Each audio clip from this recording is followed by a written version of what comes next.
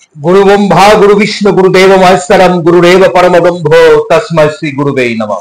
नमस्कार, आध्यात्मिक ज्योतिष विज्ञान অনুষ্ঠানে সকলকে স্বাগত জানাই। মাসিক রাশিফলের অনুষ্ঠান আপনারা দেখছেন। এপ্রিল মাস আপনাদের কেমন যাবে চলুন আমরা জেনে নিই। প্রথমেই কিন্তু আমি এই মাসের একটু গোচরটা কেমন যাচ্ছে এটা কিন্তু আমরা জেনে নেব, কারণ গোচরটাই হচ্ছে এই মাসের রাশিফলের মুখ্য অংশ। তার উপর ভিত্তি করেই যে ফলাদেশ হবে। মেষ রাশিতে বুধ বক্রী বা রেট্রোগেট হচ্ছে 2রা এপ্রিল, আবার দেখা যাবে 9 তারিখে এন্ট্রি করবে মীন রাশির ঘরে। 13ই এপ্রিল রবি সে প্রবেশ করছে মেষ রাশির ঘরে এবং সে উচ্চস্থ হচ্ছে। রবির একটা পজিটিভ একটা এনার্জি। 23শে এপ্রিল মঙ্গল মীন রাশির ঘরে প্রবেশ করছে। 24শে এপ্রিল শুক্র মেষ রাশির ঘরে কিন্তু প্রবেশ করবে। 25শে এপ্রিল মীন রাশির ঘরে আবার বুধের ডাইরেক্ট মোশন অর্থাৎ মার্গী কিন্তু পজিশন আসবে। অন্যান্য প্ল্যানেটারি পজিশন বিশেষ করে যেমন বৃহস্পতি মেষ রাশির ঘরে প্রবেশ করে আছে, শনি মূল ত্রিকোণের নিজের ঘরে কুম্ভ রাশির ঘরেই কিন্তু আছে এবং 22 তারিখ পর্যন্ত শনি মঙ্গল যুক্ত থাকছে। এখানে একটা বিভৎস একটা প্ল্যানিং, বিভৎস একটা চেঞ্জিং জন্মছকে কিন্তু একটা দুর্দান্ত একটা পজিটিভ একটা এনার্জি আপনারা দেখতে পাবেন। প্রতি সোয়া 2 দিন অন্তর কিন্তু চন্দ্রের অবস্থান কিন্তু পরিবর্তন হয়।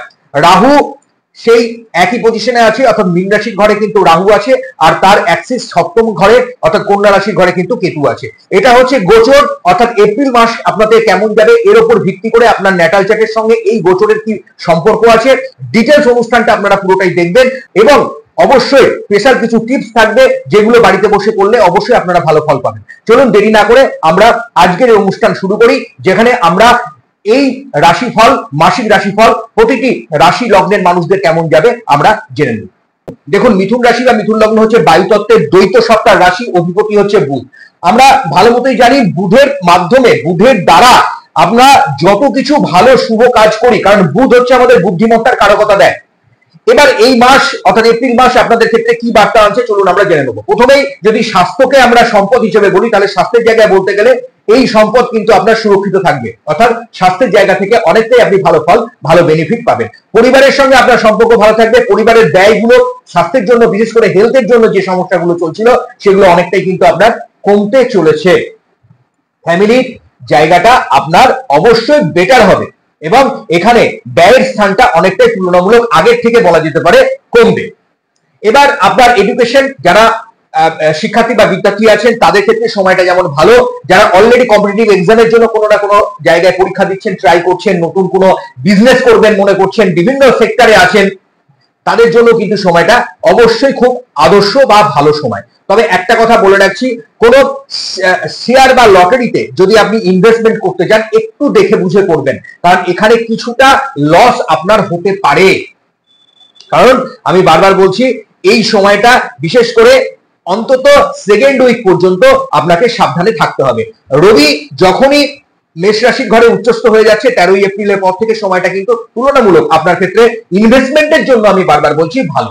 তাই জমি জায়গা কেনা বেচা, ল্যান্ড প্রপার্টি এগুলো করতে গেলেও আমি বলবো সেকেন্ড উইকে করাটাই কিন্তু সময়টা এই জন্য আপনার ক্ষেত্রে খুবই ভালো হবে। অবশ্যই আপনি এগুলোকে চিন্তা ভাবনা করতেই পারেন। এবার চলে আসছি, যারা বাইরে যাবেন ভাবছিলেন কোনো না কোনো ক্ষেত্রে, যারা বাইরে যাওয়ার পরিকল্পনা করছিলেন কিন্তু বাইরে যেতে পারছিলেন না, তাদের জন্য সময়টা কিন্তু খুবই ভালো। আপনি ট্রাই করবেন, অবশ্যই দেখবেন এখান থেকে একটা ভালো বেনিফিট ভালো ফলাফল অবশ্যই আপনি পাবেন। এবার চলে আসছি আপনাদের কর্মজীবন কেমন যাবে। যারা ভাবছিলেন কোনো না কোনো ইনক্রিমেন্ট বৃদ্ধি হচ্ছে না, পদোন্নতি হচ্ছে না, এবার বলবো সময়টা কিন্তু এক্ষেত্রে কিন্তু খুব ভালো। তার গোচরে ভালো ফল দিচ্ছে, তবে আমি মনে করি আপনার ন্যাটাল চার্টই কিন্তু শেষ কথা। তাই ন্যাটাল চার্টের সঙ্গে গোচরের এই রিলেশনটা, এই কম্বিনেশনটা দেখে কিন্তু অবশ্যই একটা ভালো ফলাদেশ, ভালো জ্যোতিষ পরামর্শ আপনি গ্রহণ করতে পারেন। সেখান থেকে পুরোটাই জেনে নিতে পারবেন যে এই সময় থেকে এই সময় আপনার কতটা বেনিফিট আছে এবং কি ধরনের চাকরি, কি ধরনের পজিশন আপনার তৈরি হবে। এবার চলে আসছি, যারা অস্থায়ীভাবে কাজে আছেন তাদের জন্য কিন্তু সময়টা খুবই ভালো। দেখুন, ইনক্রিমেন্ট বাড়বে, আপনার কাজে যোগাযোগ আসবে এবং আপনি মান মর্যাদা এগুলো কিন্তু অবশ্যই আবার তুলনামূলক অনেকটাই আপনার বৃদ্ধি পাবে। বিজনেস করবেন, নতুন কোনো পরিকল্পনা করছেন, এতদিন ধরে যে পরিকল্পনা করছিলেন কিছুটা দেখা যাবে পরিবর্তন হতে পারে।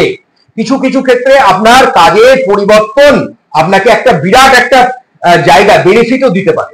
বিশেষ করে বলে রাখছি, যারা সেলসে আছেন, মার্কেটিং এ আছেন, যাদের কথাবার্তা নিয়ে কাজ করতে হয়, অর্থাৎ যারা কনসালটেন্ট হিসাবে কাজ করছেন, তাদের জন্য একটু দেখে বুঝে যদি জন্মছকটাকে আপনি অ্যানালিসিস করতে পারেন, তাহলে এই গোচর কিন্তু আপনাকে নতুন একটা স্টার্টিং, নতুন একটা পরিকল্পনা, নতুন একটা উপলব্ধি দিতে পারে, যেখান থেকে আপনার আবার নতুন একটা জার্নি কিন্তু শুরু হতে পারে। যাদের মিথুন রাশি বা মিথুন লগ্ন, এবার চলে আসি আপনাদের দাম্পত্য সম্পর্ক, ফ্যামিলির সঙ্গে সম্পর্ক, আপনাদের প্রেম প্রীতি রিলেশনশিপ কেমন থাকবে। দেখুন, আমি বারবার বলছি, ফ্যামিলি বন্ডিং কিন্তু এই সময় অবশ্যই খুব ভালো থাকবে, আপনার ফ্যামিলির সঙ্গে রিলেশন অবশ্যই ভালো থাকবে। তবে মায়ের স্বাস্থ্য নিয়ে একটু দুশ্চিন্তা হতে পারে, মাতৃস্থানীয় যারা আছেন। আর পায়ে একটু চোট আঘাত লেগে যাওয়া আর মুখমণ্ডলে কোনো চোট আঘাত, স্কিনের কোনো সমস্যা এই সময় আপনার বাড়তে পারে, সেখানে কিন্তু কিছুটা আপনাকে সাবধানতা অবলম্বন করতে হবে। আপনার ক্ষেত্রে শুভ সংখ্যা, আপনি যে সংখ্যা ব্যবহার করবেন 5 সংখ্যা এবং আপনি 6 সংখ্যা ব্যবহার করবেন। আপনার ক্ষেত্রে শুভ বার সোমবার এবং বুধবার। আপনার ক্ষেত্রে শুভ দিক হচ্ছে দক্ষিণ এবং দক্ষিণ পশ্চিম দিক। আপনার ক্ষেত্রে এই মাসে আপনি যে রং ব্যবহার করবেন, সাদা রং, কচি কলা পাতা রং ব্যবহার করুন, যেটা হালকা একটু সবুজ রং আপনি ব্যবহার করুন। আপনি প্রতিদিন অন্তত নবগ্রহ স্তোত্রটি পাঠ করুন, ডেসক্রিপশনে দিয়ে রেখেছি। আর যারা অলরেডি আদ্যা স্তোত্র বা দেবী শক্তির কোনো আরাধনা করছেন, তাদের জন্য তো খুবই ভালো, কারণ এই সময় কিন্তু মায়ের একটা আশীর্বাদ, অর্থাৎ শ্রী শ্রী চণ্ডীর একটা কৃপা, দেবী দুর্গার একটা আশীর্বাদ কিন্তু আপনি অবশ্যই লাভ করতে সক্ষম হবেন। মাথা শান্ত রাখুন, এমনিতেই আপনাদের বুদ্ধি আছে, আপনারা যদি একটু ধীর ভাবে চলতে পারেন, তাহলে এই সময়ে অনেক সমস্যার সমাধান কিন্তু আপনি করতে পারবেন। যারা আগামী দিনে ভাবছেন বিবাহ করবেন, নতুন করে পরিকল্পনা করছেন, অলরেডি কোনো না কোনো জায়গা থেকে লিটিগেশন থেকে বেরিয়ে এসেছেন, সেকেন্ড ম্যারেজের চিন্তা করছেন, তাদের জন্য কিন্তু খুবই ভালো। যারা বাড়িতে বসে বিভিন্ন ধরনের কাজকর্ম, ছোট কুটির শিল্প বা হাতের কাজের সঙ্গে যুক্ত আছেন, বিভিন্ন ধরনের শিল্পী সত্তার অ্যাক্টিভিটিস গুলো করে থাকেন, তাদের ক্ষেত্রেও সময়টা কিন্তু খুবই ভালো। উপার্জনের রাস্তা আপনার কিন্তু বৃদ্ধি পাবে।